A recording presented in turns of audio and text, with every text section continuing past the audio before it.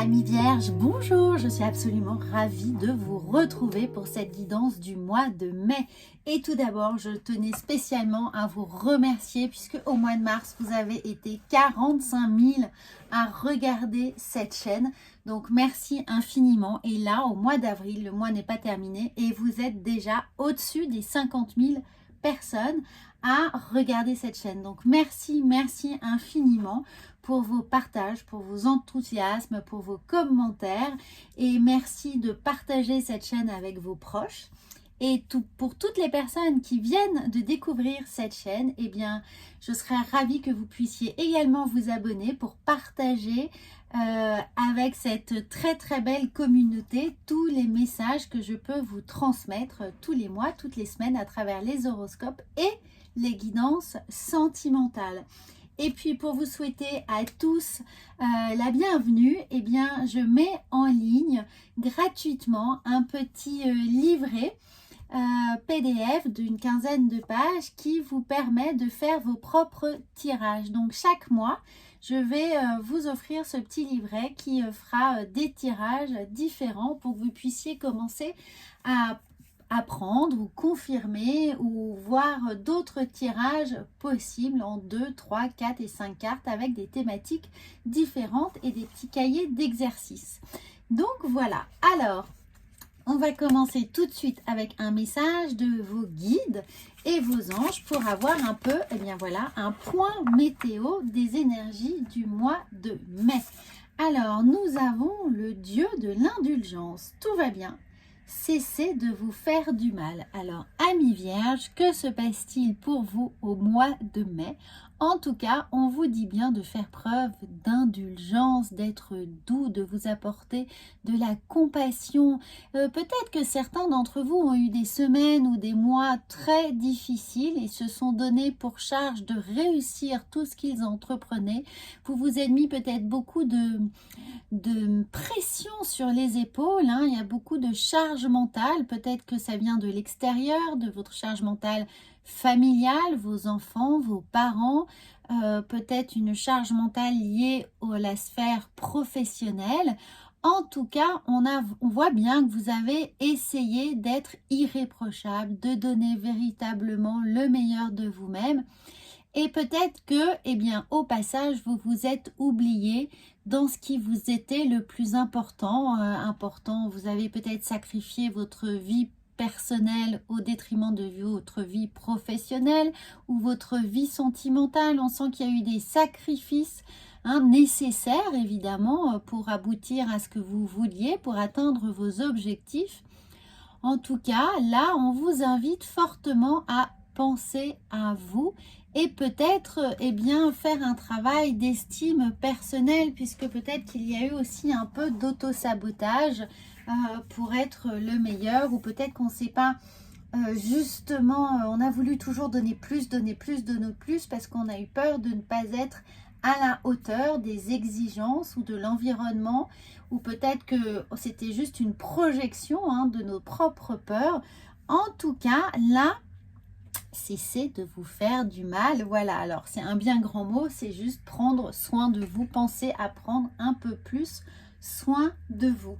Alors on va voir ici avec l'oracle des miroirs ce qui pourrait arriver pour vous au mois de mai. Qu'est-ce qui pourrait s'inscrire dans la matière avec 6 cartes pour avoir un peu une tendance, une réflexion sur les possibles à venir. Alors n'oubliez pas que cette carte sur le dieu de l'indulgence peut être un axe de réflexion sur ce que l'on a peut-être mis sous le tapis, vous voyez, ce qui inconsciemment fait écho à notre état d'être. Voilà, ça peut être conscient ou inconscient, c'est-à-dire que si ça ne résonne pas spontanément pour vous, peut-être qu'il y a quelque chose d'autre sous-jacent. Donc, vous pouvez également réfléchir dessus. Et puis, si effectivement ça ne résonne absolument pas, eh bien, je vous encourage à aller voir votre signe lunaire et votre ascendant pour avoir une complémentarité absolument parfaite de toutes ces énergies qui vont venir traverser votre signe au mois de mai. Donc, on reprend ici avec l'oracle des miroirs et nous avons le temps. Alors, c'est ce que je disais, pour certains, il faut prendre le temps de la réflexion, prendre du temps pour vous, prendre du temps peut-être pour se reposer, pour poser les choses, pour réfléchir et peut-être faire une petite introspection nécessaire sur tout ce que l'on ne s'est pas donné le temps de faire.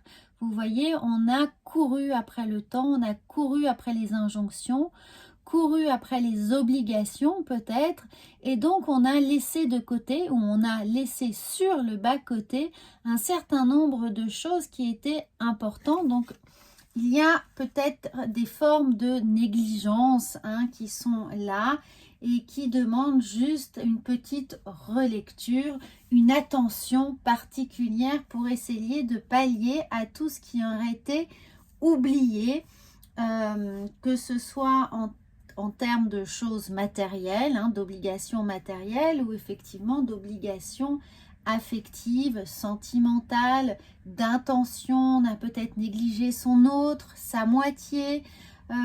Voilà, on n'a pas pris le temps de bien faire les choses comme on le voulait dans un certain domaine au détriment d'un autre. Alors, on va voir ici échec. Eh bien, voilà, peut-être qu'on vous a renvoyé à la figure, qu'on vous l'a fait comprendre, que ça a été douloureusement réceptionné et il y a ce sentiment d'échec de ne pas avoir été partout au top.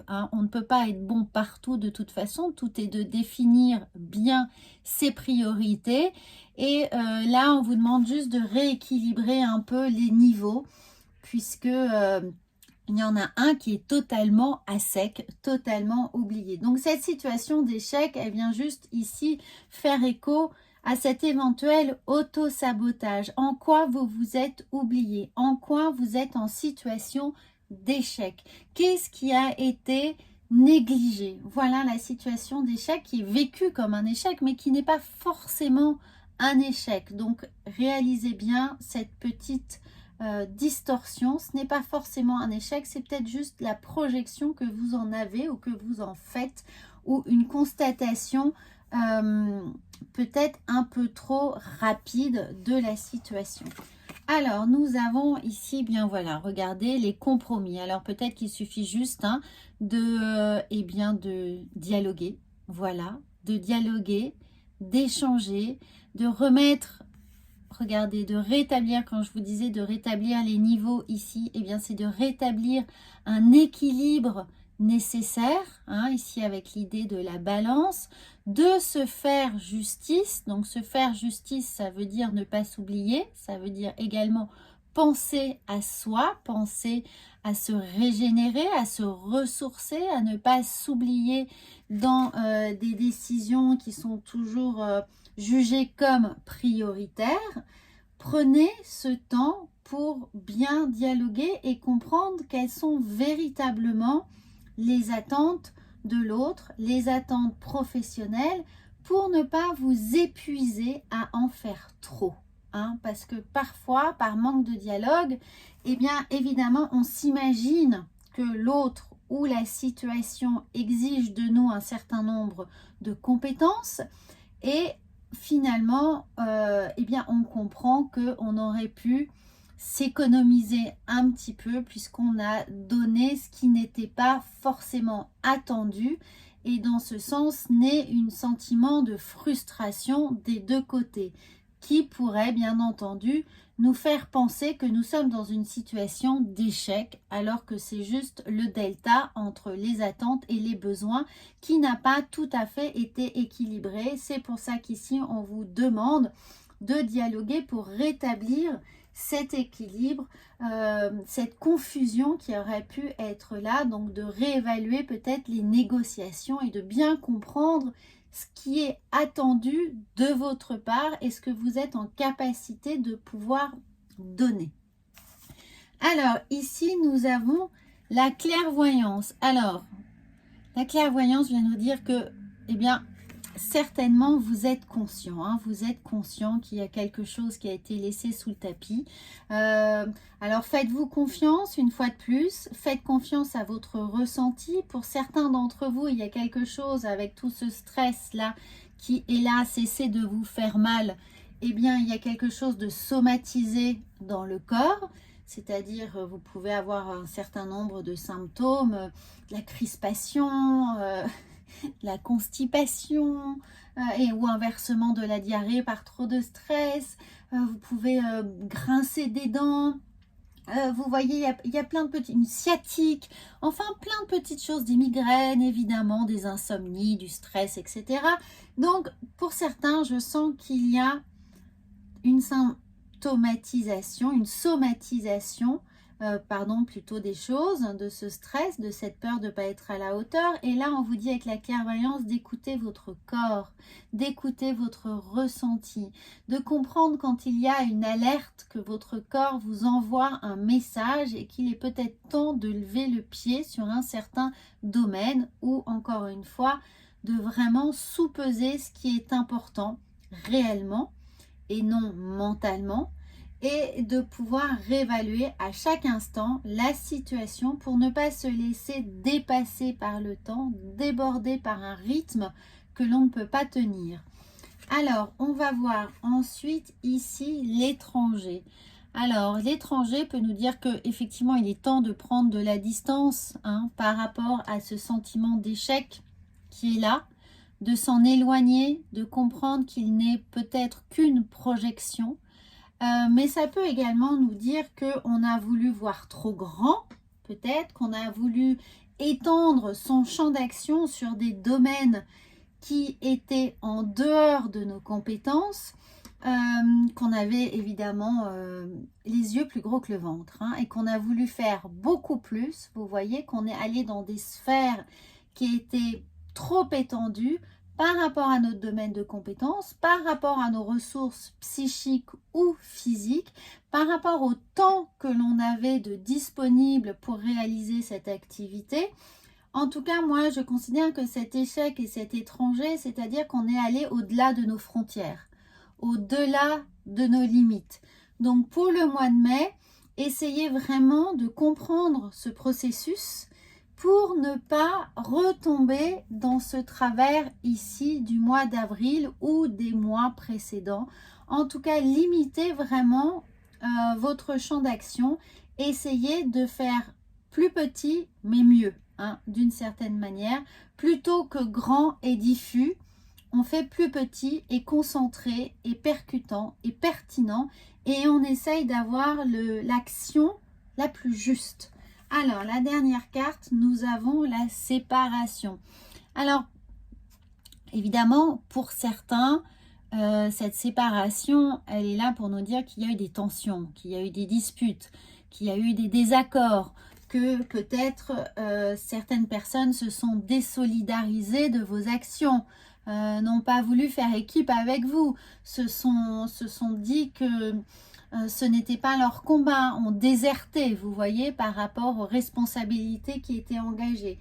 Mais la séparation, elle vient sous les compromis.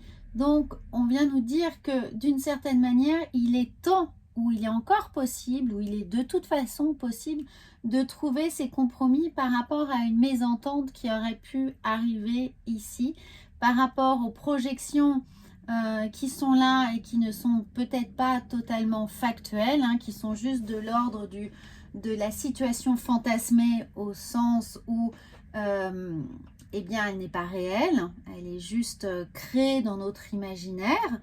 Donc là, cette séparation, elle est que une petite alerte, une alerte, pardon, un warning sur il y a des compromis possibles. Ne vous concentrez pas, ne faites pas le focus sur l'idée de séparation, sur l'idée que tout va mal, ou que vous pourriez faire les choses seuls, ou qu'on vous a délaissé, ou qu'on vous les a abandonnés, qu'on vous les a laissés avec des responsabilités trop lourdes.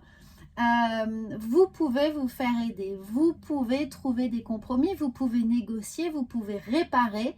En tout cas, il est nécessaire, quoi qu'il en soit, de vous faire confiance, et de bien vous recentrer et de bien prendre le temps ici de toujours réévaluer la situation et les priorités. On va voir comment, évidemment, psychologiquement, cela vient aussi vous travailler avec l'oracle de la triade. On a 4 cartes. On a le désert, donc on a l'impression d'être dans une situation relativement stérile, hein, ici. Alors, méfiez-vous de ça, puisque regardez, on a ici la bénédiction. Hein, la bénédiction qui vient nous dire, attention, ce n'est pas si stérile que ça. En revanche, ce désert, prenez ce temps seul pour réfléchir. La bénédiction, elle est là. Le désert, faites le vide, hein, autour de vous pour bien vous recentrer sur l'essentiel. Ça, c'est la bénédiction. Voyez ça un peu comme les 40 jours, hein, la traversée du désert. On prend ce temps-là, ici, hein, on prend ce temps pour s'écouter avec la clairvoyance.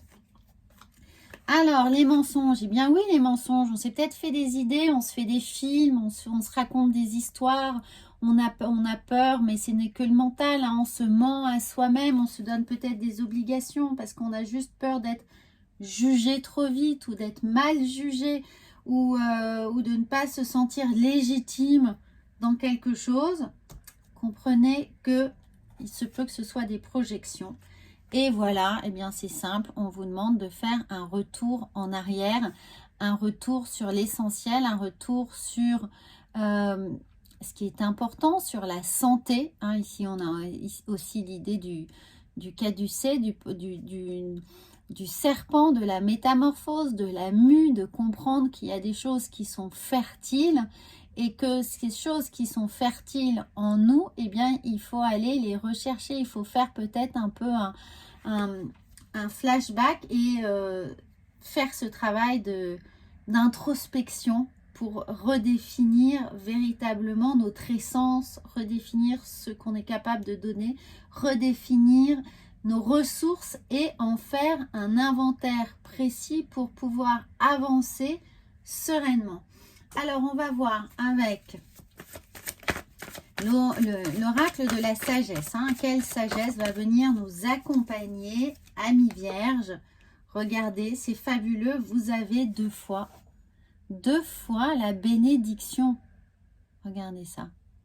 Et alors, cette couleur violette, évidemment, elle fait appel au chakra coronal. Ce qui veut dire, faites-vous confiance. Faites confiance à votre intuition. Restez à l'écoute de vos ressentis. Alors, vous voyez, on a, regardez, on a la clairvoyance qui est là, la bénédiction qui est ici, et on a une double bénédiction. Amis vierges, est-ce que ça, c'est pas juste fabuleux? Donc, vous êtes sur le bon chemin, vous faites les bonnes choses, n'en faites pas trop, faites le bien à votre rythme, faites comme vous le ressentez, personne ne va vous remettre en cause, hein, personne ne va vous dire que c'est pas bien, mais en revanche, trop faire n'est pas forcément faire bien. Voilà, comprenez bien ça, faites vraiment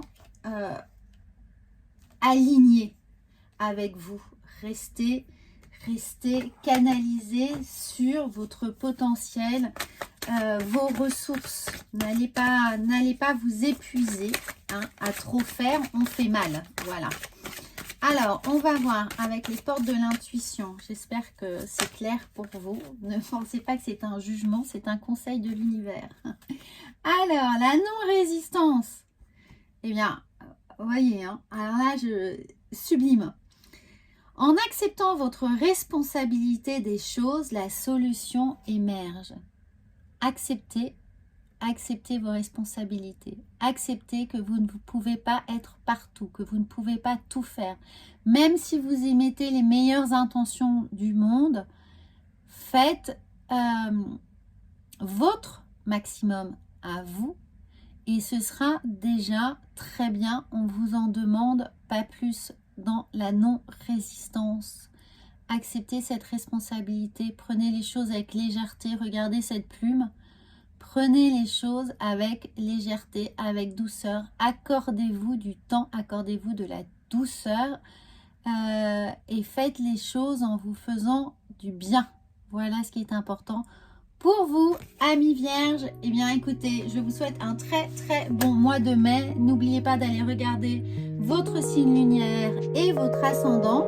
Et évidemment, si ce n'est pas déjà fait, à vous abonner à cette chaîne. À bientôt!